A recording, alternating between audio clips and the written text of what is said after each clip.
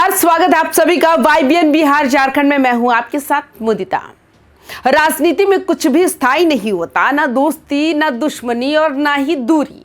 आज हम बात करने जा रहे हैं उस मुलाकात की जिसने बिहार से लेकर दिल्ली तक सियासी गलियारों में हलचल पैदा कर दी। एक तरफ है चुनावी रणनीतिकार से नेता बने प्रशांत किशोर और दूसरी तरफ कांग्रेस की सबसे अहम चेहरा प्रियंका गांधी वाड्रा। दोनों की मुलाकात हुई और खास बात यह है कि इस मुलाकात को नकारा नहीं गया। और राजनीति में जैसा आप जानते हैं, नकारा ना जाना ही सबसे बड़ी पुष्टि होती है। याद कीजिए, कुछ ही समय पहले तक प्रशांत किशोर पूरे आत्मविश्वास के साथ कह रहे थे कि किसी से गठबंधन नहीं करेंगे, ना कांग्रेस, ना बीजेपी, ना आरजेडी, ना कोई और। जनसुराज का रास्ता अलग है, साफ है और अकेला है। बिहार की राजनीति में वो खुद को एक तीसरे विकल्प के तौर पर पेश कर रहे थे। लेकिन राजनीति में चुनाव परिणाम बहुत कुछ बदल देते हैं। बिहार चुनाव हारने के बाद तस्वीर थोड़ी बदल सी गई है। प्रशांत किशोर का स्टैंड बदल गया है, भाषा बदल गई है और अब संपर्क भी बदलता दिख रहा है। पहले दूरी, फिर संवाद और अब सीधा मुलाकात। और यहीं से कहानी दिलचस्प हो जाती है कि राजनीतिक गलियारों में ये बात अब खुलकर कही जा रही है कि प्रशांत किशोर और राहुल गांधी की केमिस्ट्री कभी बनी ही नहीं। 2022 में कांग्रेस के रिवाइवल प्लान को लेकर बातचीत हुई, प्रेजेंटेशन भी हुआ, लेकिन बात आगे नहीं बढ़ी। राहुल गांधी को मॉडल पसंद नहीं आया और प्रशांत किशोर को कांग्रेस की निर्णय प्रक्रिया पसंद नहीं आई। लेकिन प्रियंका गांधी वो अलग है, जमीन से जुड़ी हुई है, फील्ड पॉलिटिक्स समझने वाली है और संगठन से ज्यादा मूवमेंट पर भरोसा रहने वाली नेता है। शायद यही वजह है कि जब प्रशांत किशोर ने फिर से कांग्रेस की ओर देखा तो निगाहें प्रियंका गांधी पर जाकर ठहर गई। अब जरा इस मुलाकात की प्रकृति समझिए। ना कांग्रेस ने कोई प्रेस रिलीज निकाली, ना प्रशांत किशोर की पार्टी ने। इसे ऑफिशियल मीटिंग नहीं बताया गया, लेकिन मीडिया में खबर आ गई और फिर सवाल उठने लगे। जब प्रियंका गांधी संसद के शीतकालीन सत्र में जा रही थी और पत्रकारों ने सवाल पूछा तो उन्होंने मुस्कुरा कर कहा कि ये भी कोई न्यूज है। बस यही चूक हो गई, क्योंकि राजनीति में अगर आप किसी खबर को सीधा नकारते नहीं है तो आप उसे स्वीकार कर लेते हैं। प्रियंका गांधी ने मुलाकात से इनकार नहीं किया और बस यही से कंफर्म हो गया कि मुलाकात हुई है, और वो भी यूं ही नहीं। अब सवाल उठता है, आखिर बात किस पर हुई? चुनाव तो अभी दूर है, कोई तत्कालिक संकट भी नहीं है, तो फिर ये मीटिंग क्यों?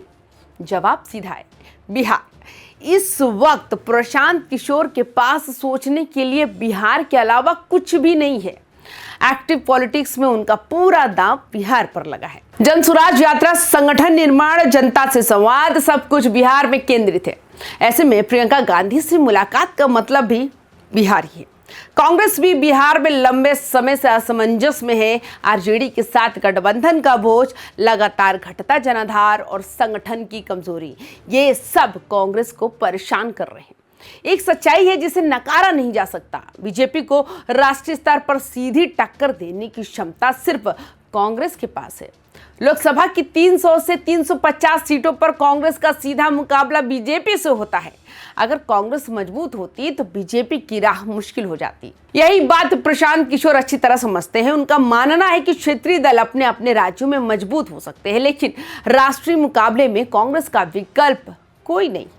इसलिए वो चाहते हैं कि कांग्रेस खुद को मजबूत करे, खुद पर भरोसा करे और एक नई रणनीति के साथ मैदान में उतरे। यहाँ एक बड़ा सवाल है, क्या प्रशांत किशोर कांग्रेस के लिए सिर्फ कंसल्टेंट बनना चाहते हैं या कुछ और? साफ शब्दों में कहे तो प्रशांत किशोर अब सिर्फ बैक सीट पर बैठने की मूड में नहीं है। वो भूमिका चाहते हैं, प्रभाव चाहते हैं और निर्णय प्रक्रिया में हिस्सेदारी चाहते हैं। चाहे वो किसी भी फॉर्मेट में हो, गठबंधन हो, समर्थन हो या साझा रणनीति हो। बीजेपी से उनके रिश्ते खत्म हो चुके हैं, वैचारिक मतभेद सामने आ चुके हैं। ऐसे में सत्ता में बैठी पार्टी के खिलाफ खड़े होना उनके लिए राजनीतिक तौर पर बिल्कुल फिट बैठता है। कई लोग पूछ रहे हैं कि अगर कांग्रेस को मदद करनी है तो दूसरे राज्यों में क्यों नहीं? केरल में कांग्रेस का अपना मजबूत आधार है, वहां सत्ता का चक्र चलता रहता है। बंगाल में कांग्रेस लगभग शून्य पर है, वहां प्रशांत किशोर भी चमत्कार नहीं कर सकते। यूपी में संगठन कमजोर है और चुनाव बेहद नजदीक है। ऐसे में प्रशांत किशोर के लिए सबसे व्यवहारिक रास्ता यही है कि वो 2029 के लोकसभा चुनाव की तैयारी में कांग्रेस की मदद करें। ना कि तत्कालिक विधानसभा चुनावों में। इस पूरी कहानी में सबसे ज्यादा दबाव अगर किसी पर है तो वो है आरजेडी।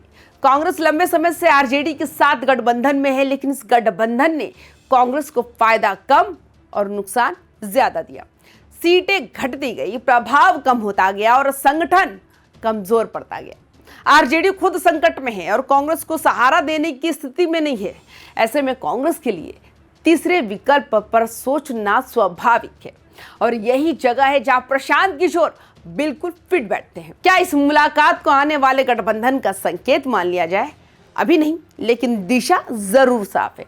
डिनायल नहीं है, मतलब एक्सपेक्टेशन है, और जब स्वीकार्यता आ जाती है तो बातचीत आगे बढ़ती है। अगर यही रफ्तार रही तो भविष्य में कोई ना कोई राजनीतिक समझौता जरूर सामने आएगा। लोकसभा चुनाव में कांग्रेस अकेले भी जा सकती है या प्रशांत किशोर के साथ जनस्वराज अपने उम्मीदवार उतारेगी, कांग्रेस अपने। आगे समीकरण कैसे बनते ये तो वक्त बताएगा। इस मुलाकात से कांग्रेस को एक नई रणनीति की ऊर्जा मिल सकती है। बिहार में नया चेहरा, नया नैरेटिव और आरजेडी के विकल्प की संभावना भी हो सकती है। प्रशांत किशोर को राष्ट्रीय स्तर की पार्टी का साथ मिल सकता है तो उनके राजनीतिक भविष्य को मजबूती देगा। नुकसान अगर किसी को है तो वो है आरजेडी। तेजस्वी यादव के लिए ये चुनौती की घंटी है। बिहार की राजनीति अब दो ध्रुवों पर सीमित नहीं रहेगी। अंत में बस इतना ही, राजनीति शतरंज का खेल है, हर चाल का असर दूर तक जाता है। प्रियंका गांधी और प्रशांत किशोर की ये मुलाकात सिर्फ एक फोटो ऑप नहीं बल्कि आने वाले सियासी समीकरणों का ट्रेलर है।